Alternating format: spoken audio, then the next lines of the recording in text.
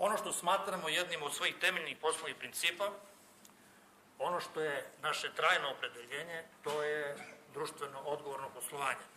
Delta je i u 2012. godine u tom maniru nastavila da se ponaša i da posluje.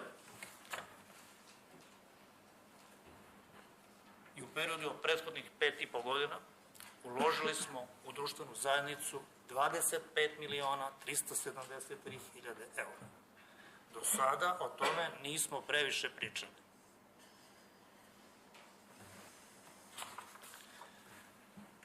Ovih 25, skoro 4 miliona evra plasirana su u društvenu zajednicu kroz 3 segmenta, kroz donacije Delta fondacije, kroz podršku zaposlenima u Delta holdingu i kroz društveno odgovorno sponzorstvo.